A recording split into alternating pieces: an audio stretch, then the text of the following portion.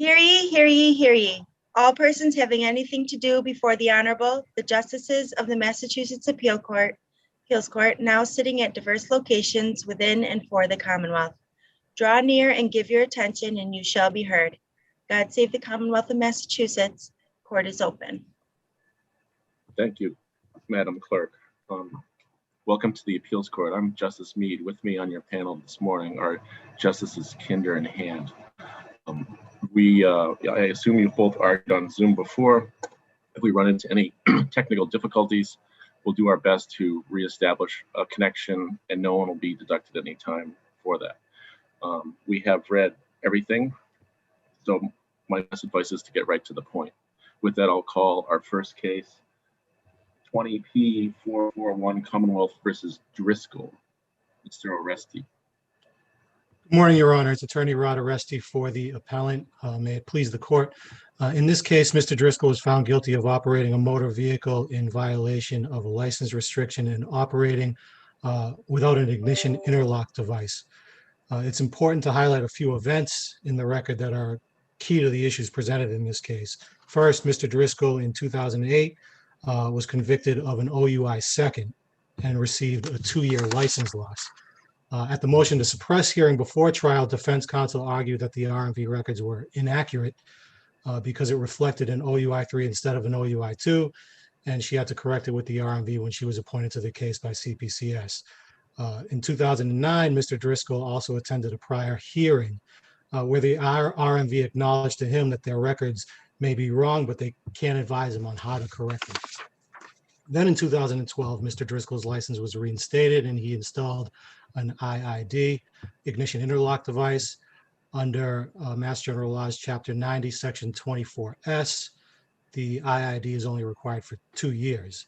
In 2017, Mr. Driscoll was charged and ultimately convicted of the violations on appeal here. These violations occurred approximately 9 years after the OUI 2 and 5 years after the ignition interlock device was installed. So, Mr. Oresti, didn't the defendant tell the sergeant that the IID was required until 2018? That was the testimony, Your Honor. The problem is that the defendant's testimony of this 2009 hearing, where he had tried to get the RMV record corrected, was not allowed in. So the primary issue that I'd like to focus on. I'm talking about Sergeant Menke, if I'm saying his name right. He said the defendant told him the device was required until 2018. He did, Your Honor, but the defendant was not allowed to testify as to any knowledge. Why did he tell the sergeant it was required until 2018?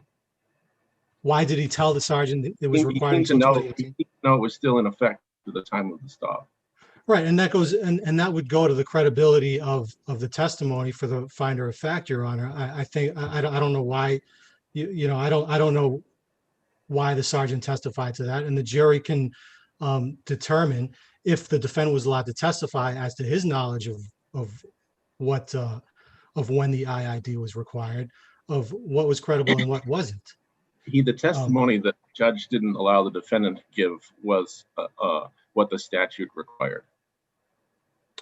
What the statute required and what he understood from his attendance at the appeal for in 2009, where the Registry of Motor Vehicles told him that there was a mistake, but we can't advise you on how to correct it. And that's in the record because it was objected to multiple times by defense counsel at the time. The testimony that the defendant sought to offer was both hearsay and a legal opinion.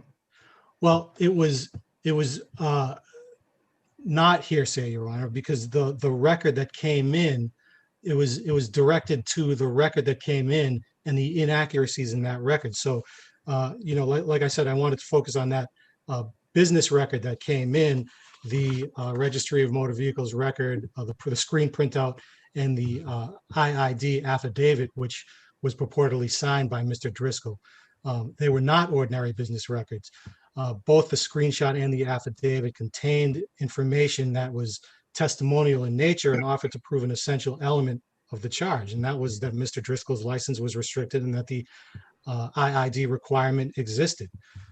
But Mr. Oresti, didn't you say that the source of the information that the defendant wanted to communicate was a conversation with representatives of the Department of Motor Vehicles? Not a conversation, Your Honor. It was a hearing that that Mr. Driscoll attended, and at that hearing, he was attempting to get the record corrected. So the record that came in was incorrect because it had, well, first of all, I mean, there's multiple things, issues with the screen printout. It contained a summary of information that was created by someone, we don't know who, of what the RMV decision was. The RMV decision, the actual RMV decision never entered. It contained, the screen printout contained acronyms that, a layperson could not have easily understood, preceding the dates of 2018 and 2020.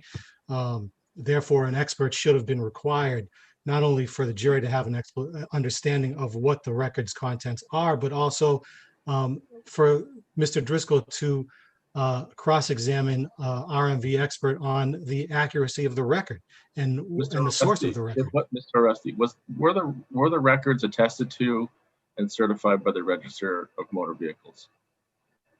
Yes, Your Honor, they were, but so Chapter 90, Section 30 makes them admissible to prove the facts contained therein. So there's a statute on point that makes these records admissible. However, Your Honor, right, but this court in, there's a case that's cited in the brief, Commonwealth versus Royal. This court makes a very important distinction when it comes to business records, as in Mr. Driscoll's case, where, records that are computer generated versus records that are computer stored.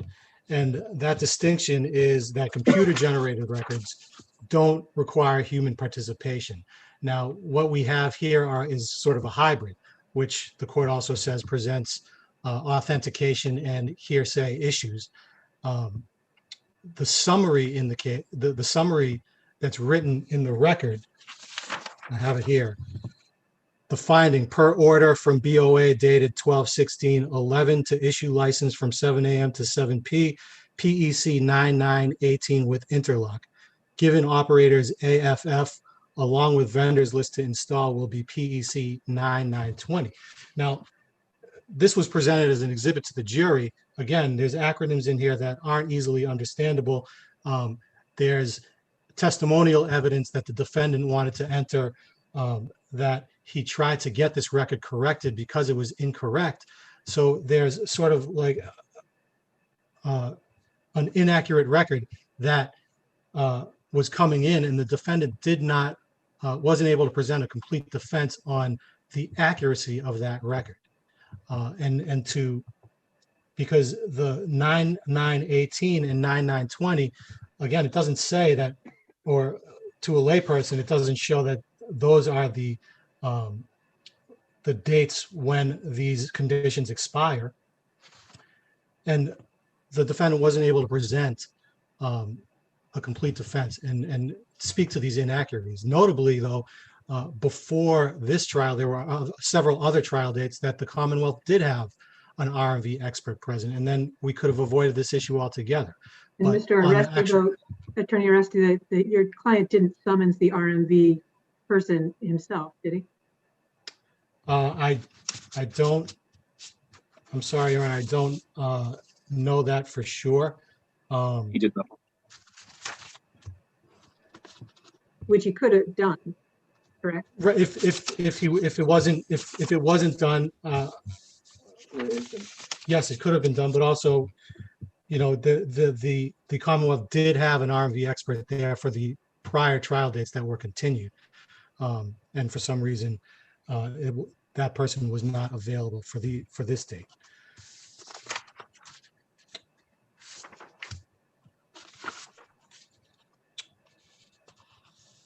Can I ask you about, you say the judge should have instructed on necessity, but you don't you don't cite any authority for what would have required her to do that in your brief. You just say she should have. Yes, Your Honor. Well, the necessity, he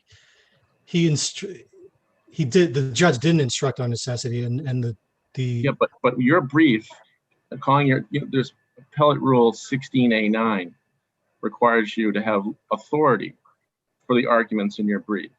And what I read is a conclusion. Right. So, Your Honor, I'm going to have to rest on my colleague's brief. I didn't.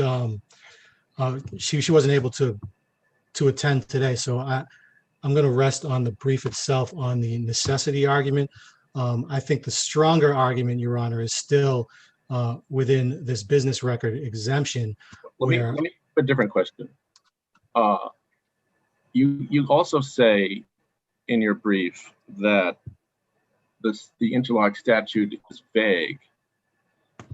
Sure. You bring a motion to dismiss raising a vagueness challenge? The issue with I'm sorry, what is the question, Your Honor? Did you bring a motion to dismiss that raised a vagueness challenge? There is no motion to dismiss on the vagueness challenge that in the record, Your Honor, but in terms of the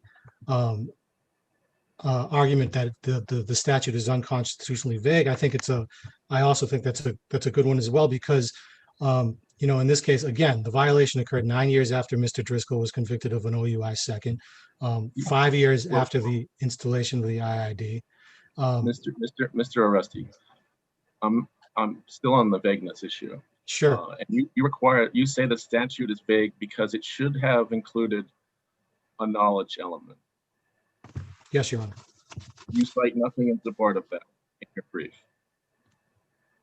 Right. Why Well, can't why isn't that true for the legislature? And B, why can't this be a general intent crime or even a strict liability crime? Well, in the brief, Your Honor, there's a couple reasons, and the first one is that the statute, as it stands now, says that the IID is required for 2 years. Now we're 5 years after the IID was installed, and in the brief, I compare this to Commonwealth versus Royal, where the court states to prove the crime of operating a motor vehicle after revocation of the suspension of a license, the Commonwealth must prove that the defendant operated a motor vehicle, the license was suspended or revoked, and the defendant received. Mr. Arresti's question was, why is knowledge a required element to keep it from being vague? Because, Your Honor, if the IID is required after the statutory 2 years, how is Mr. Driscoll supposed to know that he still has an IID requirement if he has no notice? Don't we read the statute in conjunction with the regulations as well? And the regulations indicate that there needs to be an affirmative step taken in order to obtain relief.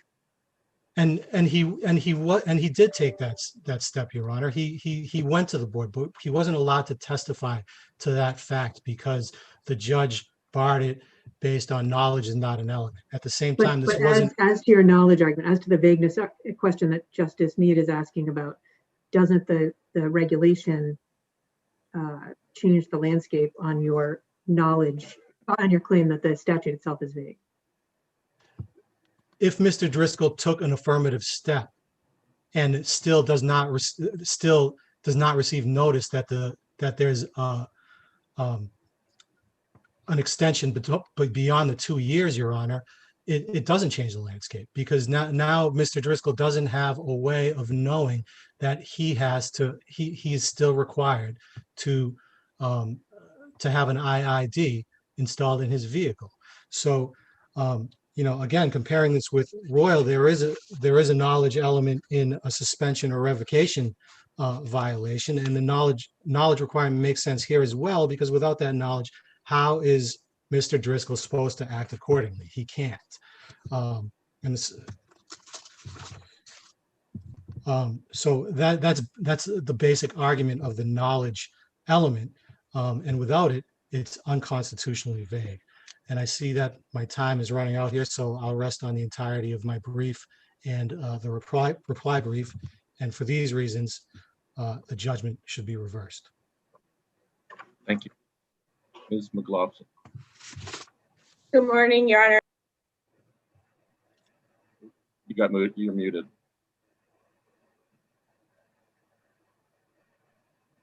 Good morning, Your Honors. May it please the court, Assistant District Attorney Laura McLaughlin, appearing on behalf of the Norfolk District Attorney's Office. In this case, the evidence was sufficient to show that the defendant operated a motor vehicle without an ignition interlock device and passed a restriction. This was established through certified RMV records, as well as testimony of both the statements made by the defendant as well as the Medway Police Sergeant. Attorney McLaughlin, I'm sorry to interrupt you, but can I ask you a quick question to follow up on Attorney Aresti's point? How was the jury expected to interpret the screenshot that was Exhibit 2? That was the registry printout, I believe. That was the statements made. The jury is the ultimate finder of fact. So they are able to make any reasonable inferences based on common experience. I believe the statements about the Cinderella license, the 7A to 7P, I believe a reasonable inference from a common juror would be able to establish that as a time restriction. Further, that information was admissible as a certified business record. RMV records are deemed to be reliable. The Commonwealth, going back to previous points, did summons an RMV witness. That witness did not appear for trial that day. Previous dates had been continued due to court congestion, and at one time at the request of the Commonwealth. At no point did the defendant summons the RMV witness or seek compulsory process. Further, the trial judge did permit the defendant an opportunity to reopen the evidence if an RMV witness appeared for the second day at trial. The defendant failed to do so. Was the screenshot certified? Was it one certification for all of the records? Yes. And further, the trial judge, within their broad discretion, found that the information that had been entered on that screen was previously entered and not for the purposes of trial. So she found that also to be reliable, but all those records came directly from the registry and part of their certified documents that were produced to the Commonwealth in discovery and provided to the defendant in advance of trial. If a witness wasn't required to get these documents in, a record keeper or someone to authenticate them, why had you summoned the witness so many times? I think it's the general practice. I think it's, although these are reliable and we can proceed forward, I don't know if the trial attorney expected defense being what defense was trying to raise and wanted to contest that and be able to dispute the issues being raised by the defendant with the live witness. I can't directly answer that question. I think it's always best practice to have a live witness, but it was not required, and the records are reliable. They are admissible. The jury acted within their broad discretion, as well as the trial judge, to rule and to permit the jury to consider those documentations. Let me ask something different then.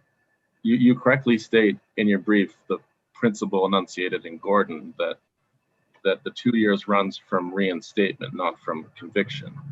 And the records here show that the defendant's license was reinstated in 2012. Is that correct? I believe he might have retained a hardship license. I know through the statute, the device becomes required at the request for reinstatement. And what you can see in the other records, which were admissible not only as certified business records, but the ignition and interlock device affidavit, which was admissible as statements of a party opponent, indicated that the requirement could be extended and different. Do we know whether it was extended? I guess where I'm stuck is, how do we get to 2017 for a device that was installed in 2012? Well, through the record. And let me add that although the defendant's brief repeatedly miscites the 2-year requirement as appearing in 24 SA, it's in 24 and a half, and it is 2 years. And I believe the registry records indicate that it was required until 2020. The defendant made statements that it was required into 2018. However, what is the most? But what if he was wrong? Well, the registry is tasked with, the necessary, important, overarching theme of public safety on the roadway. So they are. No, I don't dispute any of that. Look, I'm not very good at math, but I know that 2012 to 2017 is more than 2. And what I'm trying to get at is how we justify that. I know the importance of public safety and why they have these devices. I understand all of that. Is there something in the record that indicates it was extended for this penalty? So it's my reading of it. So if he was convicted in 2012, he has a statutory 2 years loss of license. It's not until then really 2014, he's able to get an ignition interlock device because he's not permitted to operate until at least 2014, unless he had 1 year loss of license, which would put him in 2013, and a request for a hardship license. So he loses his license and act for 2 years, and then he gains the opportunity to operate with an ignition interlock device. That is statutorily required for 2 years. However, it can be extended by the registry if there's any violations, any. I'm sorry to interrupt again, but your brief says that the device was installed January 10th, 2012. Yes. Not 2014. Oh, I apologize then. So my math is also wrong, so I apologize. But when it was looking at the records that are before the court and were admitted for the jury to consider, it says it was installed on that date and that it was required until 2020. But how can that be if the statute's 2 years? Because the registry can extend it. Because the registry makes determinations through their hearings and through the regulations that restriction can be extended. Right. Do we know that occurred? It could be extended and sort of facto occurred. Yes, if there's a violation, if there was alcohol readings, if there are prior, lockouts, the registry, it's not a 2 year clear thing. They are tasked with making the regulations and determining what would be the most public safety interest. So, right. And how do we know any of that occurred? Because of the certified business records that say the restriction was required until 2020. But the records don't say why. They don't, and I would flip it over the other way, that a lot of that information was redacted to the jury to not prejudice the defendant. So the jury, what was required by the statute is that the ignition interlock device is required and that the defendant was operating on a public way. To permit the jury to... I'm sorry to interrupt, but I think Justice Ann asked something earlier to your brother, that if there's an affirmative obligation on the defendant to have the restriction lifted. I believe that's in the regulations, yes. And it's subject to a 6-month review. So once the request is asked, the registry has a review process. So I would assume that allow that information. I'm sorry, I've interrupted enough. No, go ahead. To not prejudice the defendant, to let the jury know of any prior alcohol lockouts or things of that. Turning to a few other points that were raised by opponent counsel. Ms. McLaughlin, before you leave, I just want to clarify one thing. Do I understand you to say that if the records had not been redacted, the basis for the extension to 2020 would appear in the record? No. I think more information about what could cause an extension. Looking at the affidavit signed in advance of, or at the time it's installed, that was heavily redacted. I think what was redacted were discussions about prior alcohol convictions or prior alcohol readings or prior things of that nature that could warrant extensions. I think that information could prejudice the defendant and, that he could be punished for prior alcohol awareness or that information about why he still is required to have the ignition interlock device in 2020, up until 2020, or at the time he was stopped. Turning to the necessity argument that was raised, that argument fails. There are numerous lawful alternatives that the defendant had prior to operating the motor vehicle. And turning to the knowledge issue that was raised, the legislature is tasked with creating the laws. They are welcome to put a knowledge requirement. They elected in the statute to not put a knowledge requirement. Therefore, the Commonwealth did not need to prove that. This is solely outweighed by the importance of public safety to preserve that someone convicted of 2 prior OUIs is not operating a motor vehicle again with any alcohol in their system. Unless there's any additional questions, I would rest on my brief. Seeing none, I'll thank you.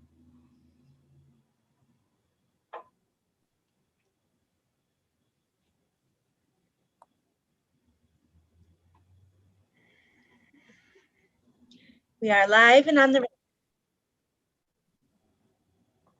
Morning. Welcome to the Appeals Court. I am Justice Meade. With me today on your panel are Justices Kinder and Hand. We will be your panel, and each, as you've been here before, you all each gets 15 minutes. We've read everything. We don't entertain rebuttal. If we have any technical difficulties, we'll suspend the argument, reconnect, and no one will be deducted anytime. I hope that doesn't happen. With that, I'll call the next case 2019 P 1560 Commonwealth versus Wallace. Dame. Good morning, Your Honors. Sharon DeMond, may it please the court, for Mr. Timmy Wallace. We are before the court on a number of issues, and if I may, I would start with lack of contemporaneous limiting jury instructions as it related to the admission of Ojeko's statements made to the police and the confusion it caused when the Ojeko's statements to the grand jury were allowed to be admitted substantively. There were no limiting instructions given to the jury as to how to treat the statements Ojeko gave to the police versus the statement he made to the grand jury. Now, both this court and the Supreme Judicial Court have warned about the unrealistic belief that the jurors can make this refined distinction, especially in the face of not having contemporaneous jury instructions given to them at the time when they're hearing these statements. Didn't the judge ultimately give a limiting instruction when the jury asked a question? That is correct. So that limiting instructions came not only during deliberations, but well into deliberations. So that I would suggest to the court, that's exactly what this court and the Supreme Judicial warned against, because by that time, why shouldn't we conclude that if there was any confusion, the judge cleared it up with her response to the jury question, that we have to assume that they followed that instruction?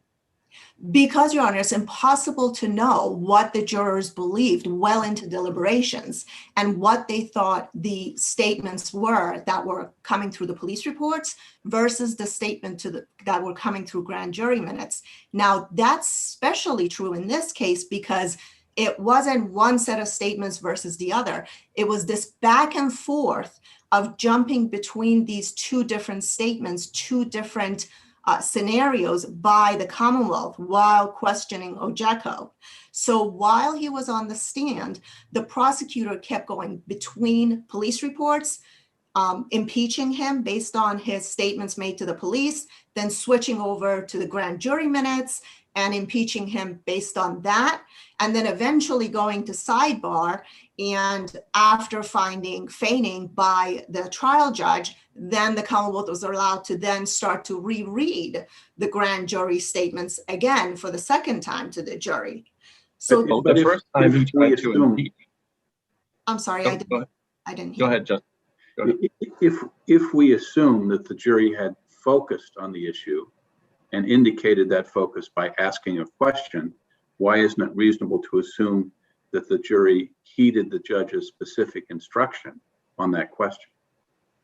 Because, Your Honor, in doing that, we're assuming, and we don't know which statements they were focusing on. We can't say the statements they were focusing on, they were not confusing coming from the grand jury minutes versus the police report. So again, this particular case, the way the prosecutor went through the testimony or went through the statements, it wasn't distinct and it wasn't clear. It was a back and forth, if you will. Therefore, the confusion that it caused, that we have no way of knowing now which statements the jurors were relying on when they asked for the statements of the police report. There's no way of knowing that. Was there an objection to any of this or a request for a limiting instruction or a clarification? There was no request for limiting contemporaneous instructions. There were objections made for both the introduction substantively of the grand jury and the impeachment based on the police report. However, the trial counsel did not request a contemporaneous limiting instructions. And if the court is considering that as lack of objection, then I would suggest to the court the standard would be the same between ineffective assistance of counsel and substantial risk of miscarriage of justice, which I would suggest to the court these very confusing statements made. Now, well, the Commonwealth tells us the basis of the objection wasn't confusion at all, but it's because he didn't have a tape recording of the interview, a certified transcript from a court report, which is very different from what you're telling here. Yes and no, because they object, when you look at the transcript, they objected when the impeachment started. Then by the time they got to sidebar, they said, well, we don't have a transcript of this, so we have no way of knowing. So I suggest just as confusing as the statements were the objections in this case. The trial transcript, as it reads, is very tumultuous. There is a back and forth number of objections. And in fact, reading the transcripts is extremely confusing on hindsight, never mind the jurors sitting through this back and forth and numerous objections and the trial judge not allowing sidebar and then allowing sidebar. So I suggest that whole, if you look at that in a concept of the whole prism of what went on during the reading and the rereading and the allowance of the substantive consideration of the grand jury versus the impeachment, that's exactly what caused the confusion, is that, you know, the jurors could not really tell, and it's not fair to expect the lay juror to be able to make these refined distinction as to exactly what statements could come in substantively and what could just go to the credibility. Now, in this case, it was tried based on joint venture theory only.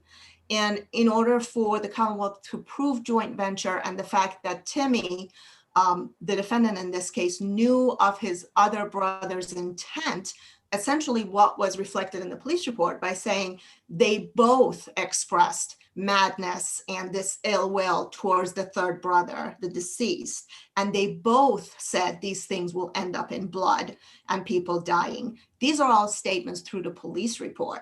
Or they both said they will go kick his door down. So these are important statements, and these are the statements that arguably the jury may have confused as being allowed substantively and relied upon to convict TIMI in this case.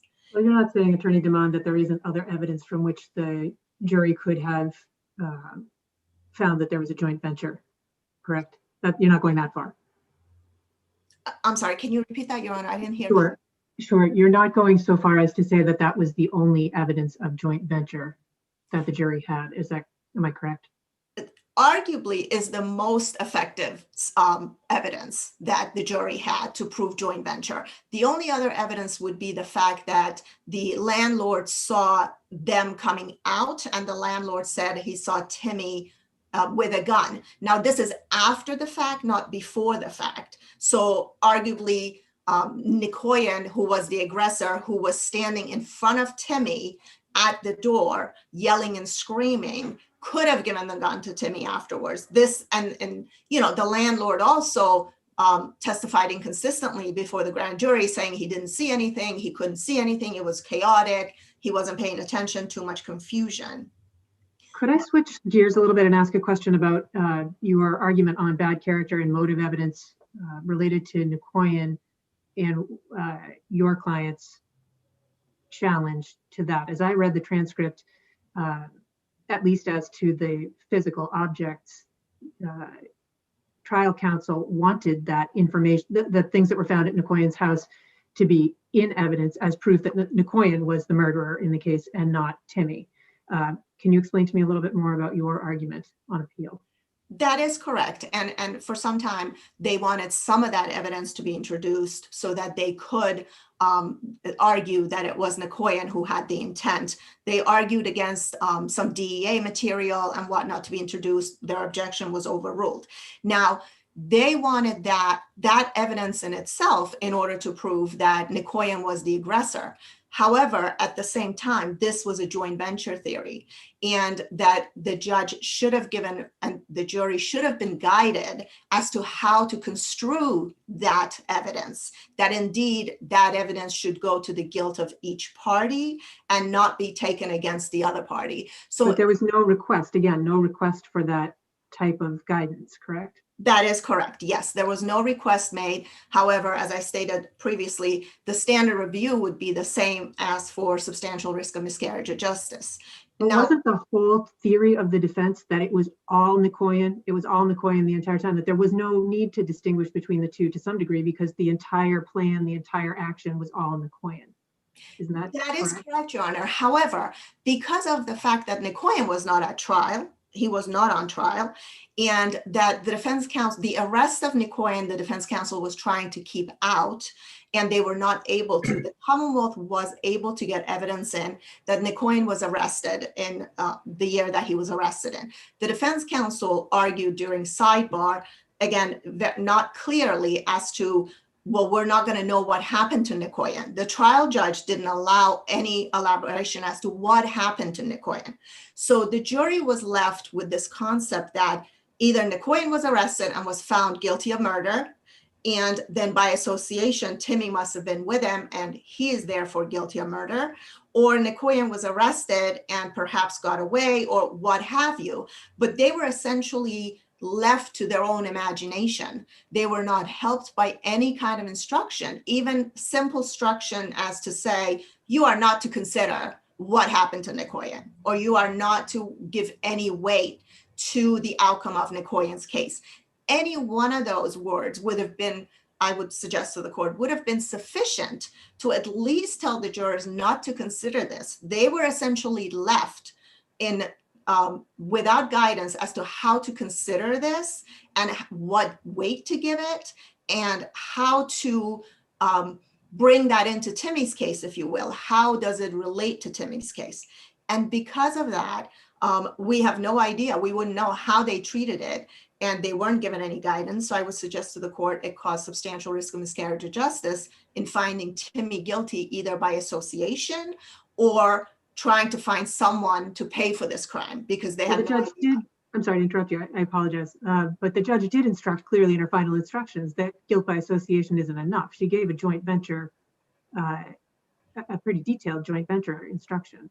She gave a boilerplate joint venture instructions, but she never distinguished the evidence that came in against Nicoyan, whether or not it should be weighed against Timmy. She never went so far to say you should not consider the evidence. Each defendant is entitled to be found guilty or innocent of their own actions or the evidence against them. The boilerplate, the model jury instructions and the instructions that this court deemed sufficient in Crow case, the judge never gave. And again, the defense counsel never requested. However, either way, the standard review would be substantial risk of miscarriage of justice.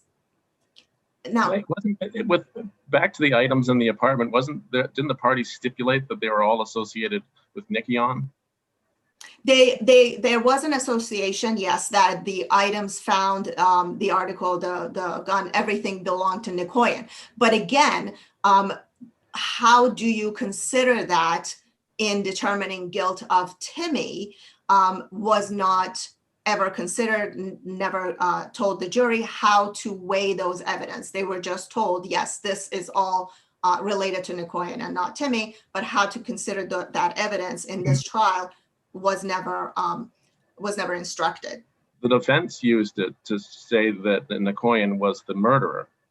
Yes. However, the Commonwealth used it in their closing by saying, well, good thing Nicoyan is not here so that they can pin this on him. So if you look at it from that perspective, then the Commonwealth misused the fact that the judge did not allow the jury to hear the outcome of Nicoyan's case in their closing argument, knowing full well that the judge prevented it from coming in by taking advantage of it and saying, look, isn't it lucky he's not here? So we can blame it all on him.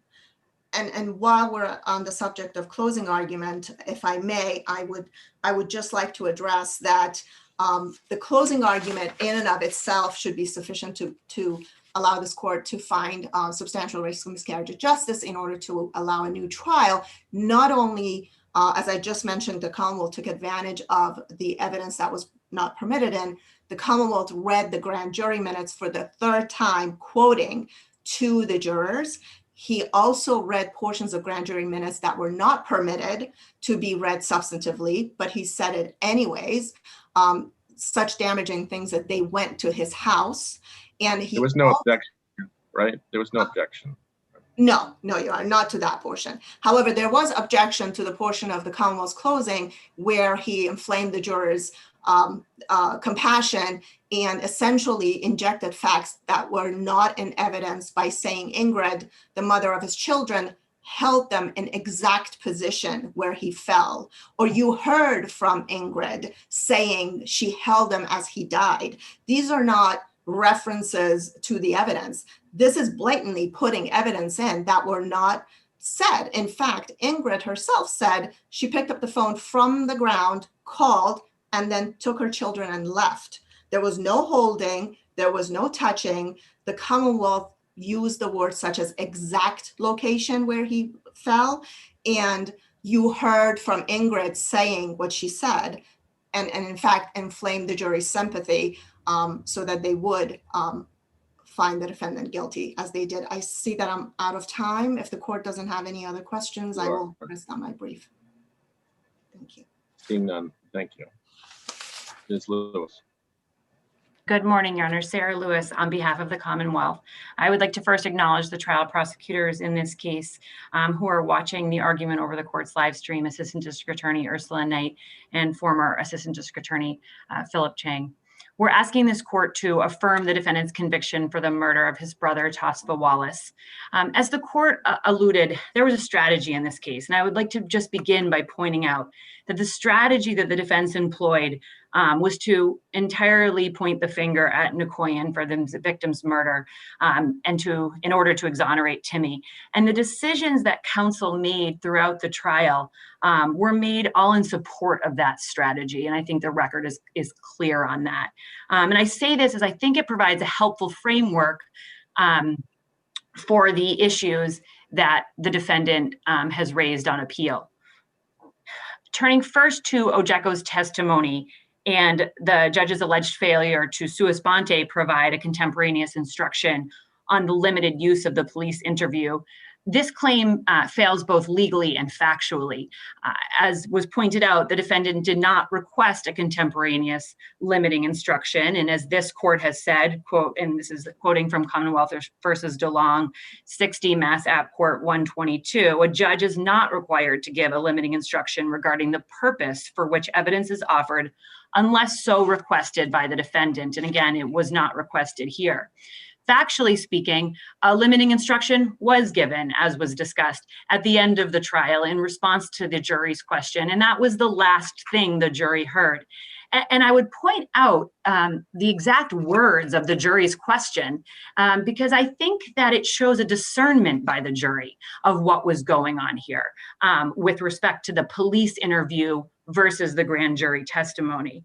This is in volume 7, page 4. The question was, in Ojeko's testimony, there was a conversation between Ojeko and police on the day of March 26, 2000.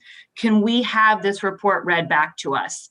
And in response to that question, the judge then instructed that report could not be read back and that any statements that Ojeko did make to the police could only be used to assess Ojeko's credibility and not as substantive evidence.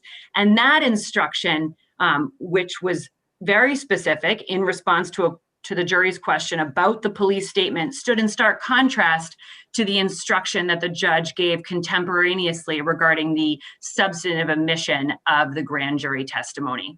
So I would say those two instructions read together eliminated any alleged confusion that the defendant is now saying occurred in this case.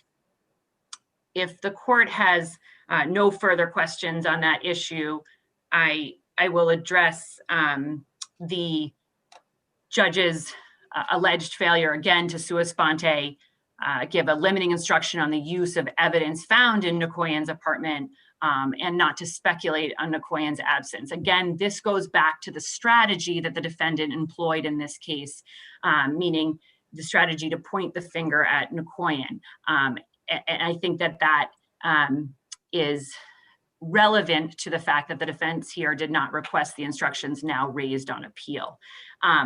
As Your Honors pointed out, there was a discussion about the evidence found in Nkoyan's apartment coming into evidence, and Judge Giles specifically, after hearing that the defendant was not objecting to the admission of the evidence, made clear on the record that the defendant wanted this evidence in, evidence that suggested, quote, a confession by the alleged co-venturer for his own, quote, strategic and tactical reasons. And that is on the pretrial transcript, the motion to eliminate transcript, page 58 to 59. So that was clear on the record that evidence was coming in for strategic and tactical reasons. And regarding Nkoyan's arrest in 2000, that evidence was objected to, but again, there was no request for an instruction not to speculate on Nkoyan's absence, and rightly so. The defendant, or I shouldn't say rightly so, strategically so, the defendant arguably wanted the jury to speculate. He wanted to argue that Nkoyan was solely responsible for this murder and that TIMI was merely present and did not share the intent or the knowledge to prove joint venture.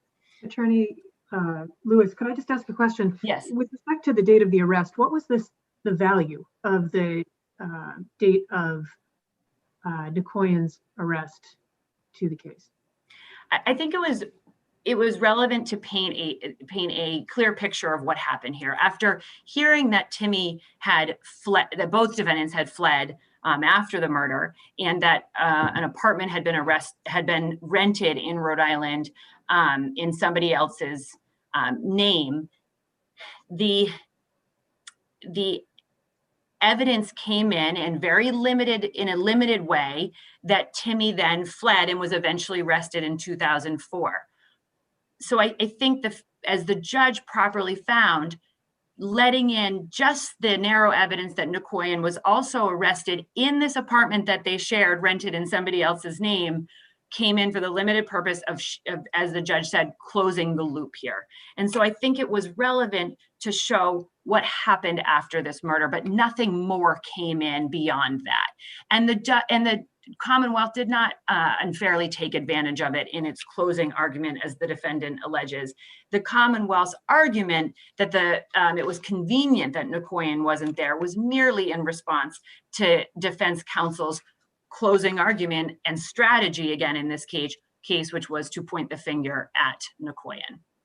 So I think it was, there was a discussion about this evidence before it came in, and the very limited purpose and limited testimony on this point, as the judge said, was really just relevant to close the loop here.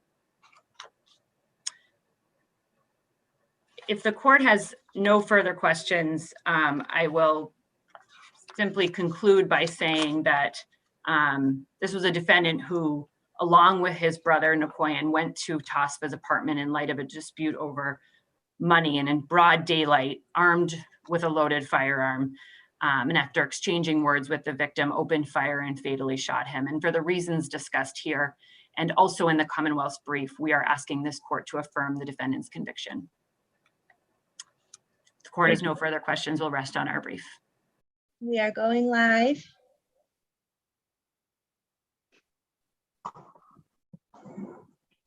And on the record.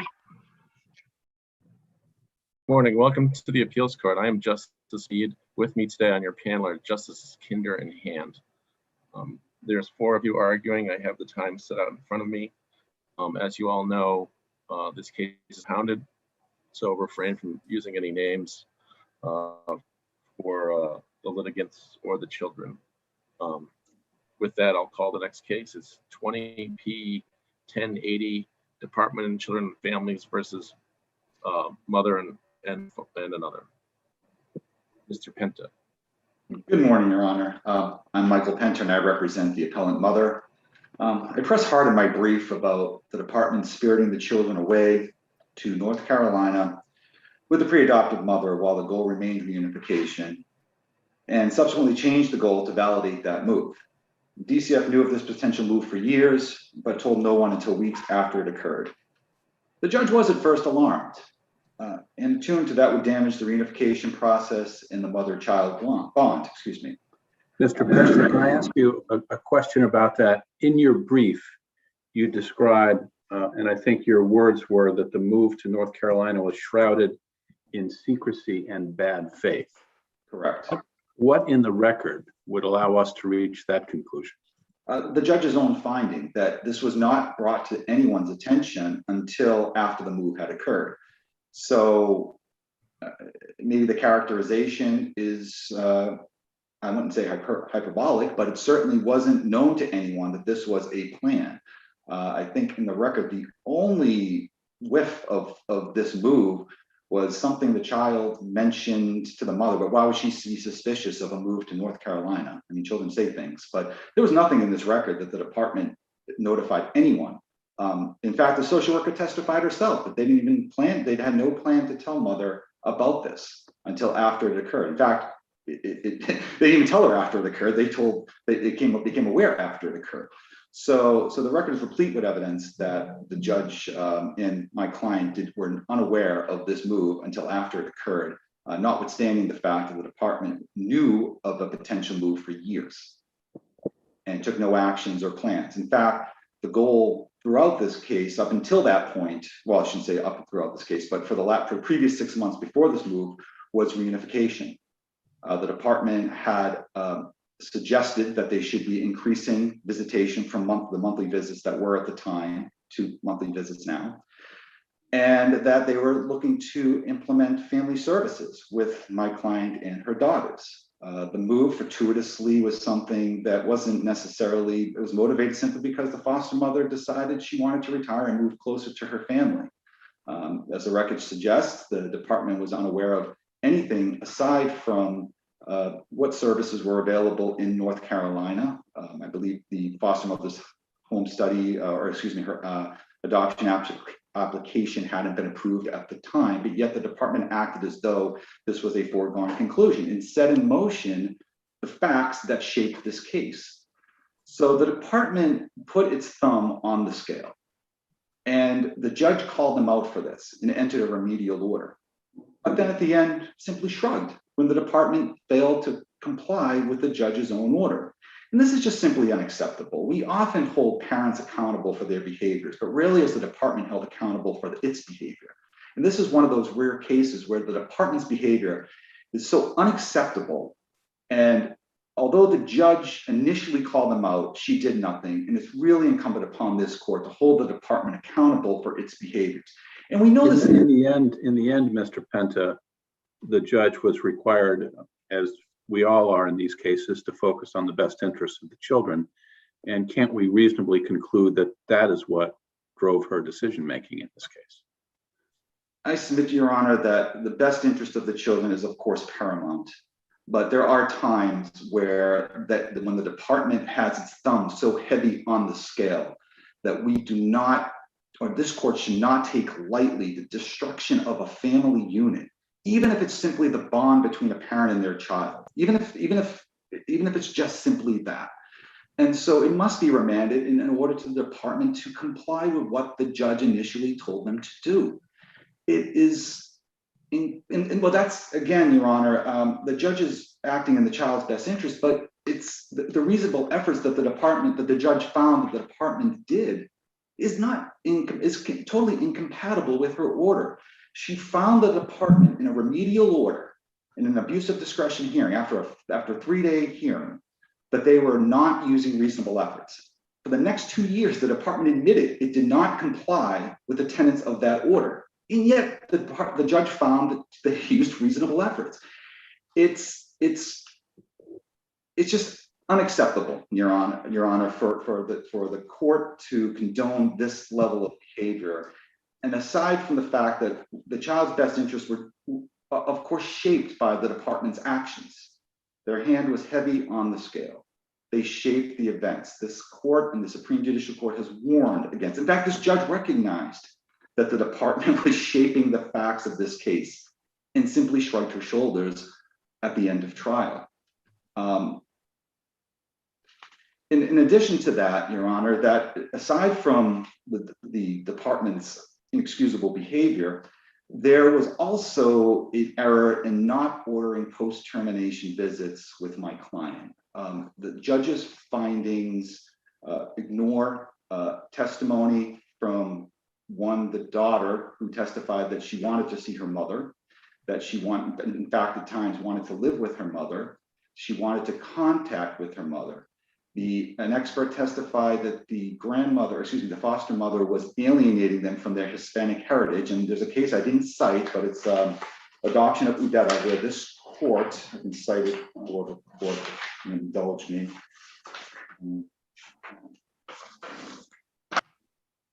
Sorry. It's 87 Mass Ave Court 576, 2015. In that case, the court awarded visitation with an uncle, not a biological parent, but an uncle, because of the relationship he had, in a religious relationship he had with the daughter, who was murdered, the mother was murdered by his brother, but yet the court found it in the daughter's best interest to preserve that relationship. The record is showing that the foster mother is not preserving that Hispanic relationship or heritage with her daughters. And so aside from the bond, there are those factors that were important for ordering post-termination contact.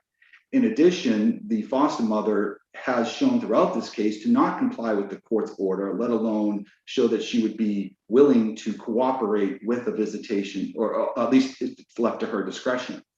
So the judge erred in that respect as well, by not ordering visitation between my client and her children. What do we do, Mr. Penta, with the evidence, as I recall it from the record? I'm sure you'll correct me if I'm wrong, but there seem to be instances of the children acting out in an exaggerated way after visits with the mother, which would seem to support the mother leaving visitation in the discretion of the foster mother. Could you address that? Certainly. That testimony came from the foster mother, I believe. There wasn't any clinical evidence that behavior was due to simply the contact. I mean, there are cases where this court recognizes that that's an unanswered question. What is the source of that problem? The foster mother decided on herself to just suspend communication. This wasn't a therapeutic decision. This wasn't the department's decision. This wasn't the court's. In fact, it was contrary to the department's decision, the court's decision, and therapeutic evidence that contact was important. I'm not so sure what the substance of that complaint was. Maybe the girls were very much wanting to have contact with their mother, and this wasn't satisfied with the amount they're having. I don't have an answer to what precipitated their behavior, but I struggle to say that the record also doesn't answer that question. So there is also, though, unreconciled evidence that bonding had existed between my client and at least her oldest daughter, and probably both of them. The goal for the department, I don't want this to escape either, is the goal for the department, despite all my client's ups and downs, has always remained reunification with her oldest son. The goal was reunification until they decided to move the children to North Carolina. So this is not a case where my client's unfitness, if you will, was dangerous. It was probably on the precipice, which needed, I'm not saying she was unfit, but I'm saying is that this is certainly a much closer call than the judge's findings allude to. My client was in compliance with her service plan at the time the trial concluded, as the social worker attested to. So So I do submit, I know I'm running low on time, but I do suggest this court, this is one of those cases that requires a remand. It requires a vacating of the decree terminating my client's rights, and until such time as the department is in compliance with what the court ordered. Parents are often held accountable, and rightfully so, to comply with the court order, with the department's service plan, but the department should be as well. And this is one of those cases where the judge called them out and then left them off the hook, and all to the detriment to my client and her family, which is something that I hope that this court will speak to. Unless there are any further questions, I will rest on my brief. Thank you, Mr. Penza. Ms. Kirchway. May it please the court. I'm Deborah Kirchway, and I represent, excuse me, the subject children's older brother as to sibling visits. The sibling relationship is a very important relationship for kids in DCF placements, and judges have to protect that. Now, although the judge properly found here that there was ample evidence of a significant sibling bond, and she acknowledged the importance of that bond by finding that it was in the girl's best interest to have visits with their brother, inexplicably, all the judge did in this case was drastically reduce the visits from the 1 per month that they were having to 2 per year. And she gave no explanation whatsoever for why she ordered such a drastic reduction. Ms. Kirchway, can I ask a procedural question of you? This court authored a decision called Adoption of Pierce some time ago that had to do with sibling visitation. And in that case, a sibling sought visitation in the context of a decree that related only to other siblings, not that particular child directly. And we held that the sibling seeking a visitation modification did not have standing. So it's clear that your client has an interest in visitation, but I'd like to ask you to help me with the concept of how your client, in the context of a case involving younger sisters, has standing. Well, Your Honor, with all due respect, my understanding of Pierce was that it said that the sibling lacked standing to challenge the termination of parental rights. That's my understanding of it. But the sibling was allowed to pursue the issue regarding sibling visitation. Well, no one has raised it, so perhaps it's a non-issue, but I'm struggling with that somewhat. Yeah, that's my understanding, Your Honor. So I would like to point out 2 things. As my colleague pointed out, something he forgot to cite. I forgot to cite to 2 key things in my briefs, and I apologize for that. But 2 very key legal concepts, which the court essentially recognized in its earlier rulings on the abuse of discretion and the remedial order in 2018. The court recognized the importance of frequent sibling visitation and recognized that DCF has an obligation to provide frequent sibling visitation. And that was when she ordered the monthly visits back in January of 2018. But in this order, the judge basically said it's okay for DCF to permanently sever that relationship, and the judge failed to order sufficient visits to remedy that harm. And so the key legal concepts are the right to frequent sibling visits, and that's in 110 CMR 7.128. But wasn't the judge somewhat constrained by the distance involved here?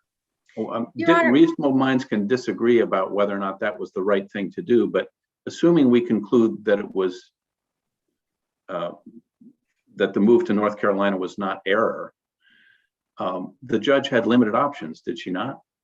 Well, I would argue that given while DCF had custody of any of the kids and was therefore legally obligated to provide that visitation, and was willing, and DCF recognized their obligation, and they were willing to fund monthly visits.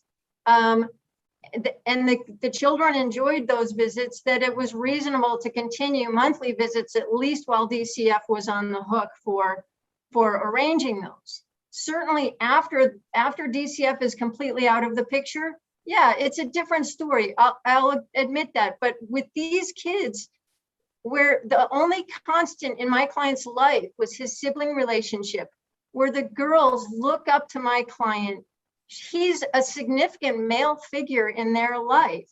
And he can, in some instances, comfort them better than any adults, and they all cherish that relationship. The 2 times a year, the judge failed to adequately consider whether 2 times a year was in each child's best interests. And I would argue that especially where you've got a social worker saying she's in favor of visits more than once a month, that you can't replicate face-to-face contact and DC and just looking at the harm to these kids, that there was a lack of evidence to support that twice a year was in these children's best interest. Okay, thank you. We're gonna hold you there. Your time is up. Thank you, Your Honor. Spectre. Thank you, and I apologize. My camera view looks a little strange. Have a little bit of technological challenges. Good morning, Your Honors. Amy Spectre, Assistant Attorney General for the Department of Children and Families. I'll be dividing my time with counsel for the 2 appellee girls. I will take 10 minutes and girls' counsel will take 5 minutes. To begin, and I want to mainly focus on the arguments made by the mother and brother's counsel, but I just want to highlight at the outset, the mother does not challenge any of the specific factual findings.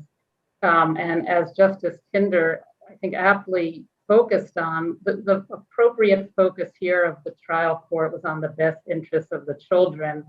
And the extensive factual findings paint a picture, sadly, of a mother whose mental health simply prevented her from meeting the kids' basic needs. Even when only one child was in her care, she was not able to care for him, the older brother, leading to his second removal. And to even— Ms. Spector, let me interrupt with a related question.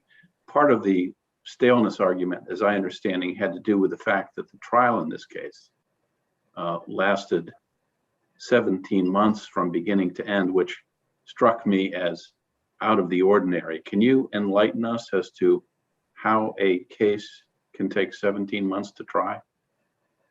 I can't specifically enlighten you on what, and I apologize, on what accounted for that delay.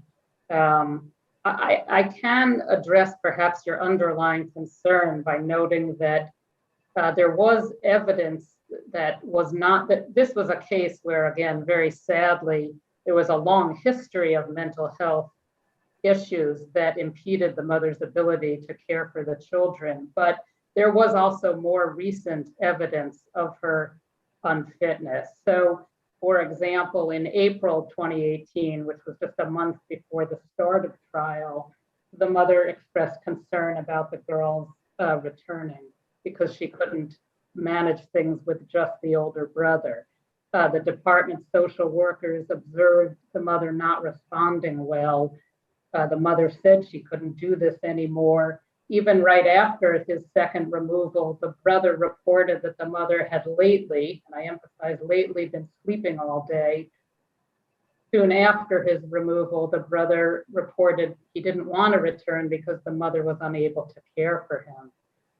Those are outlined in findings 109, 110, 112, 118, and 120. And in addition, the mother's own testimony at trial was that she saw no concerns with all 3 children being returned to her care. And she said this notwithstanding the fact that the older brother had just been removed a month before. So at least that is much more evidence, or much more recent evidence of unfitness.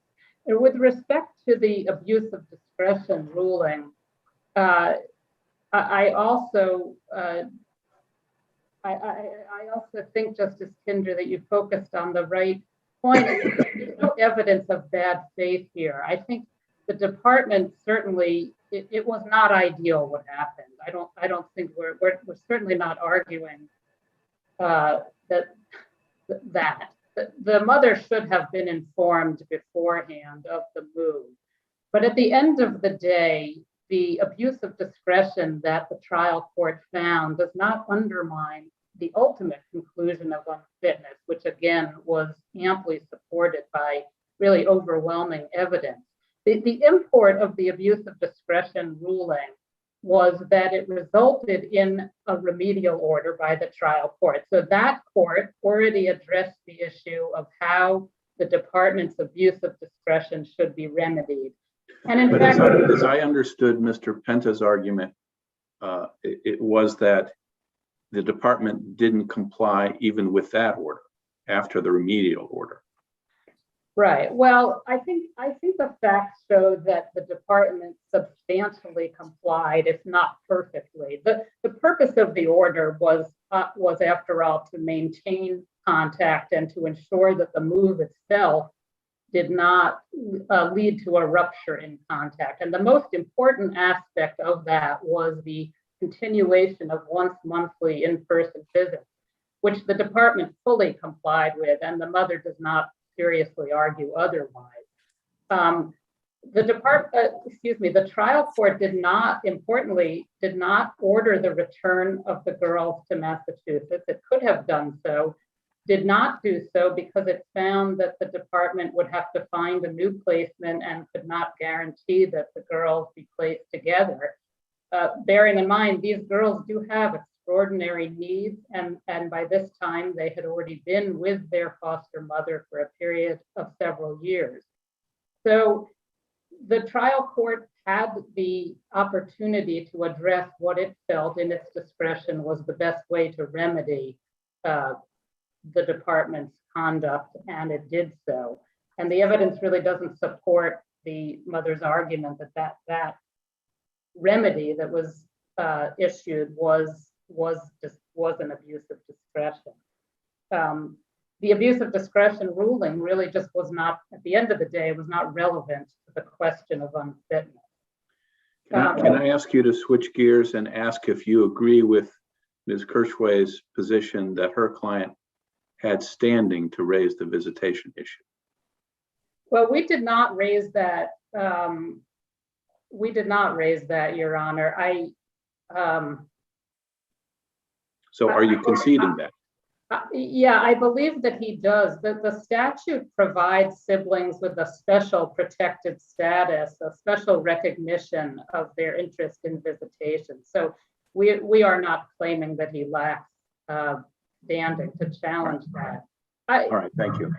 I would point out, though, that the request for more frequent visits, the standard is whether the trial court abused its discretion. And here, our view is that the court struck a reasonable balance between trying to ensure the maintenance of contact between the siblings. And in addition to the in-person visits, of course, there is the monthly electronic communication. But the other possibility is that certainly, rather than asking this court, the brother who is represented by counsel can readily go back to the trial court and seek a modification, rather than asking this court to reverse an order which was within its discretion. The determination is fact-specific and circumstance-dependent. So he's certainly free to make that argument there. But you would agree, in light of your concession that he has standing, that if it can be resolved, we should resolve it here. That's true, Your Honor, but the standard here is really a higher bar. He has to convince this court that the trial court abused its discretion. And while the order is not the one that the brother would prefer, that doesn't constitute an abuse of discretion. Given the distance, which I think the court as a practical unfairly take into account, the court still was requiring 2 in-person visits and monthly electronic communication. So our argument is simply that that wasn't an abuse of discretion, even if it's not what the brother would have preferred. And I'll just briefly touch on the issue of the visitation between the mother and the girls. That also is, of course, a discretionary decision. And while an order is warranted where significant bonds exist, the evidence here was that there wasn't a significant bond. The mother had missed some visits. The evidence was that there was little meaningful interaction between the mother and the girls at most of the visits. And so at the end of the day, the court also in its discretion could find, based on the evidence, that there was not a significant bond. So an order of visitation was not required. Unless the court has further questions, I'll rest on my brief. Ms. McGee.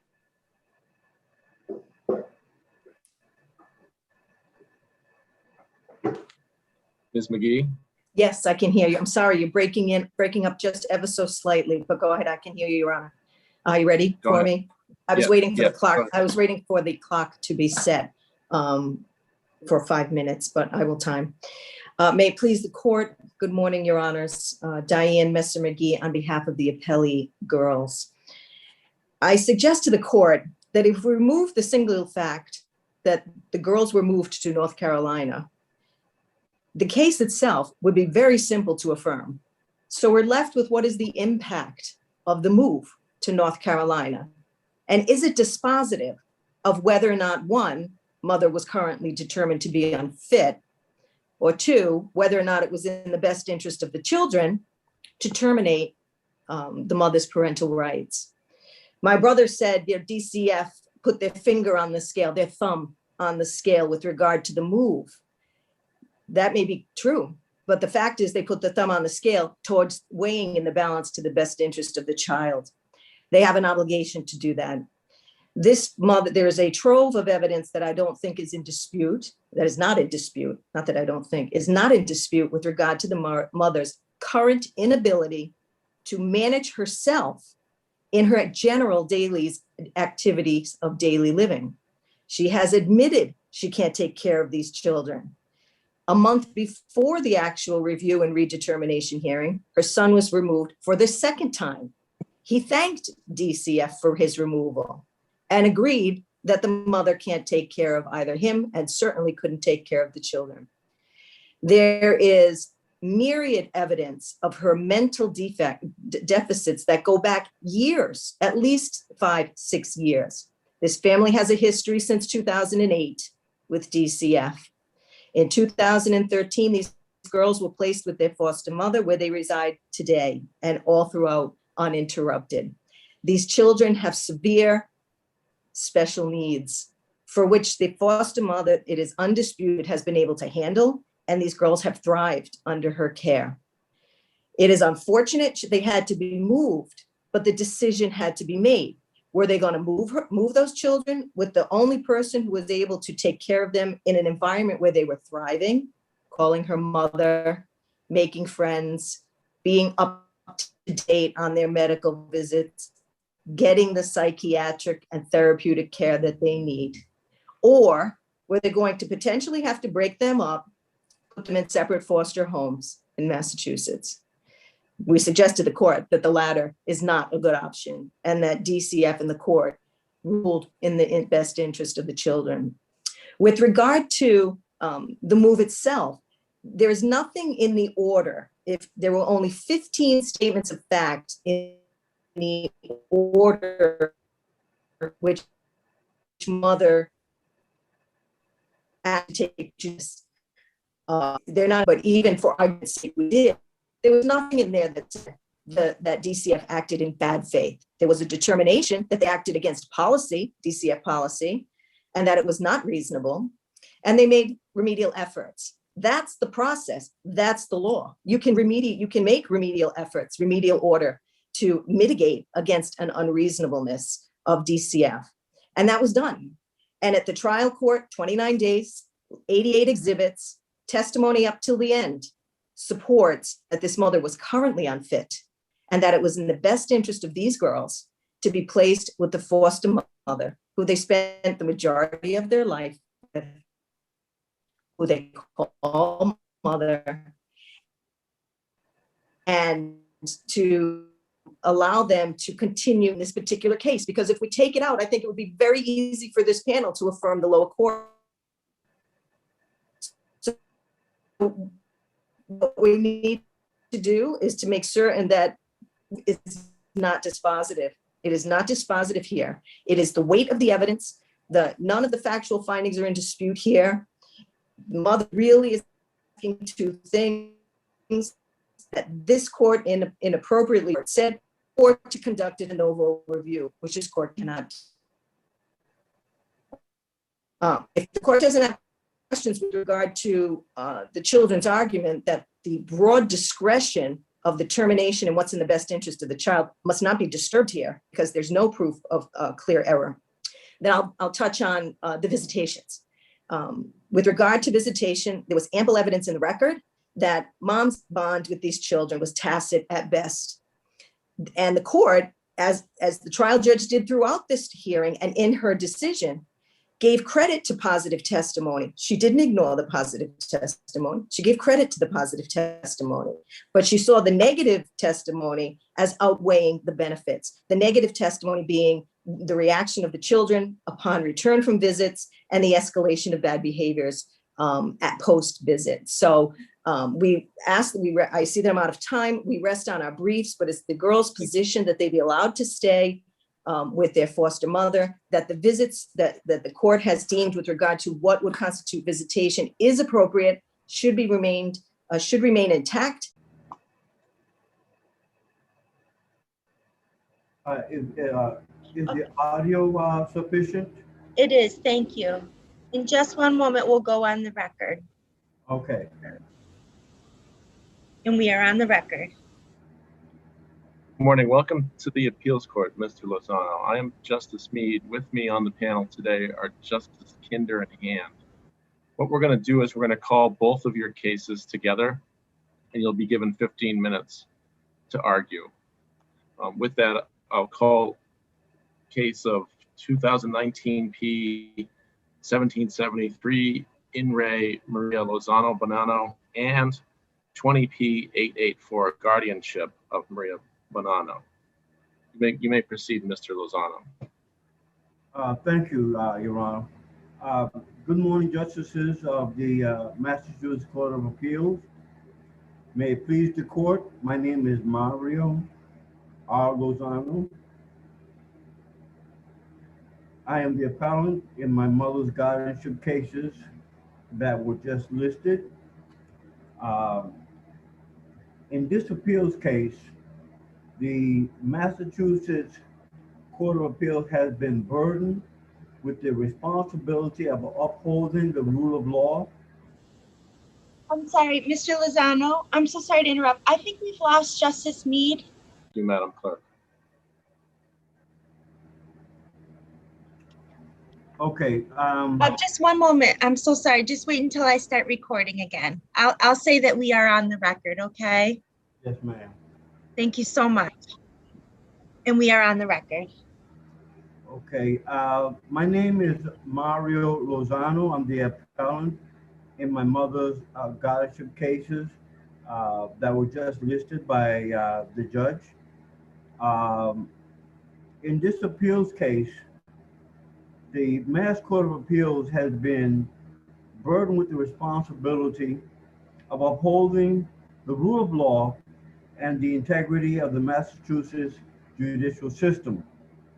It is not error of law or misapplication of the law that brings this case to appeal.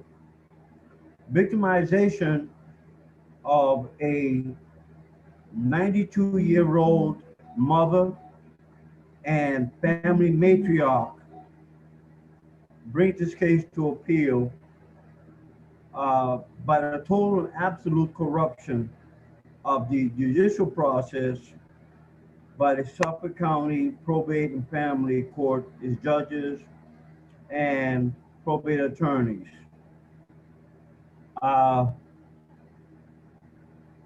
My case is basically a simple one.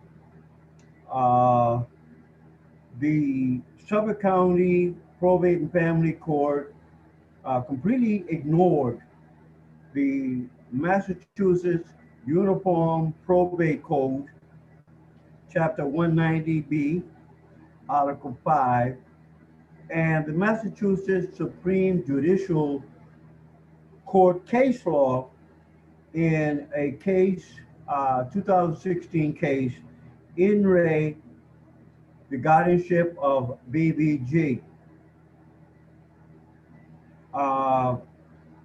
When the lower court adjudicated the guardianship cases of my elderly mother, Maria Lozano Bonanno. Such an oversight doesn't necessarily make a court or case corrupt. It's not unusual for statutory law or civil law to be overlooked.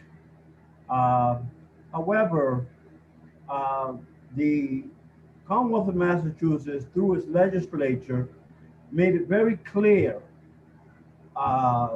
in the Uniform Probate Code that in a guardianship case of an incapacitated person should center around, quote unquote, the best interest of the incapacitated person.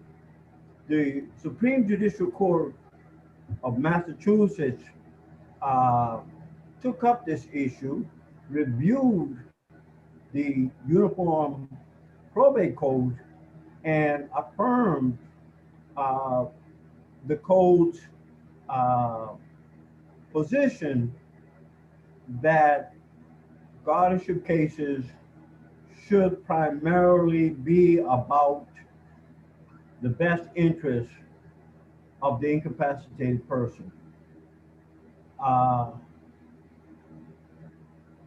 By ignoring these two laws of the Commonwealth of Massachusetts, the Suffolk County Probate Court did not pursue the best interest of my elderly and incapacitated mother at the age of 89, 90, and 91. At a time where— Mr. Lozano, can I interrupt and ask a question? I have a question. Yes, Your Honor. I'm having a little difficulty with the audio, but I'll listen closely. My question is, if you're right about both of your arguments in both of your appeals, your mother, why isn't this case moved? The case is not moot because there has to be accountability.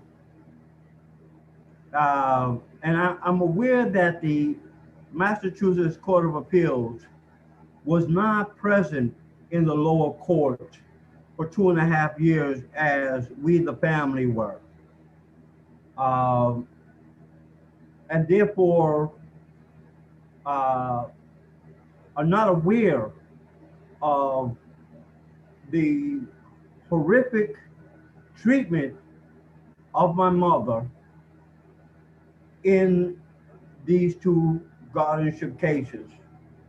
And as a result of this, the lower court handed my mother directly, to answer your question directly, handed my mother over to the appellee, Vera Johnson, whose primary concern was to exercise a vendetta and revenge against my mother for a perceived childhood that did not meet her standards. As a result of this, my mother was pulled out of her home of 50 years. She was isolated from her family so that she had no visitation. As a result, my mother died in isolation from her family. And the lower court did all this and walked away while we witnessed this horrific treatment of my mother. Currently, my mother is in an unmarked grave. I asked this court to grant me the position of executioner of my mother's estate so that I can make arrangements to provide her with the dignity of a marked grave, a headstone. One of the tenets that the court have in their rules and regulations is that the court must do what it can to maintain public faith in the courts and the judicial system. This particular lower court did everything it could to destroy our faith in the probate courts and the judicial system itself.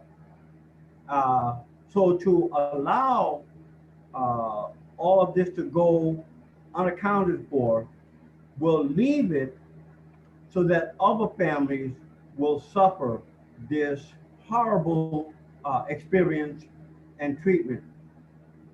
And while I'm on the subject, may I say is that the public is aware of what's going on in the lower courts.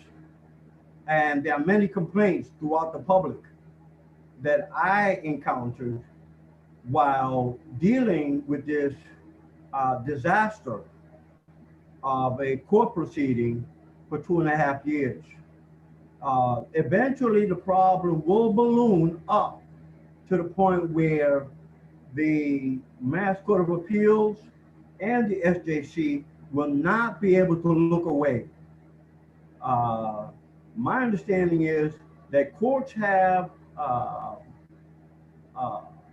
purpose to resolve controversies, disagreements, and conflicts amongst the citizenry of the state. This court did not do that. They took a disagreement and turned it into conflict, took conflict, turned it into anger, took anger and turned it into hatred amongst our family. And the victim of this was our elderly mother. And it's not enough to say, well, she's dead, so let's forget it. The love that we have for our mother will not allow that. We're not talking about an insignificant woman. Maria Lozano Bonanno was an extraordinary woman who traveled from Honduras in 1932 as an orphan, came to the United States as a woman of color and limited education, raised a family of 6, worked every day so that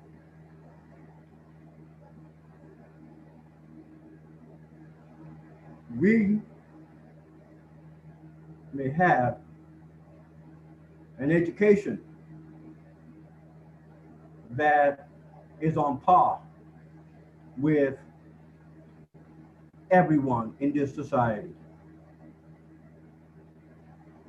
She accomplished this as a woman of color with little or no education. She combated the illnesses of this society, such as domestic violence, unfair pay for women in the workplace, discrimination against women of color in the workplace. She worked for the Commonwealth of Massachusetts in the department, was called the Department of Social Services, DSS. It is now known as the Department of Children and Families. And as a woman of color, she was given some of the toughest cases in the toughest neighborhoods and what was perceived as the most dangerous neighborhoods because her colleagues preferred not to go there. I met some of the people that she worked with on her cases, and they were grateful to her for her assistance, her humanity. And to witness 2.5 years of this court making an absolute mockery of the judicial system, ignoring the law, twisting and rigging and distorting the procedure to assist their perceived friends is not justice. There's a saying that is written in stone down at the Joe Moakley Federal Courthouse. It says, justice is but truth in action. I can tell you that I witnessed this court blocking the truth to artificially determine the outcome that they wanted regardless of the law. And in that behavior, they turned our 92-year-old mother over to a young lady whose primary purpose for seeking guardianship was to exact revenge and exercise a vendetta against our mother. The proof of which is what she did as soon as the courts granted her that authority, with no regard for the life, the work, sacrifice that Maria Lozano Bonanno made on behalf of her children, on behalf of the Commonwealth of Massachusetts, and on behalf of her community in St. Joseph housing. The lower court was not a court. It reminds me of the old child's fairy tale of the emperor has no clothes. That everyone pretends like, oh, okay, here comes the judge with her black robes. So therefore it must be a honest and proper hearing based upon the law. Nothing could be further from the truth. As a police officer of 35 years, I was misled by my experiences in the criminal court. Now, I'm sure the criminal court has its own problems and own difficulties and shortcomings. But in 35 years, I've never seen such a blatant and public disregard for the law as I did in this civil court, probate court. I was literally stunned and shocked to see the fact that not only was the Uniform Probate Code disregarded, but the SJC case law in INRE BBG, where the Supreme Court reviewed the legislature's Uniform Probate Code. But that wasn't enough. This lower court then went on to destroy court evidence for the purpose of obstructing justice. Mr. Lozano, your time is up. We understand your argument. Your time has expired. So we're going to take these two appeals under advisement, and we thank you for your argument and your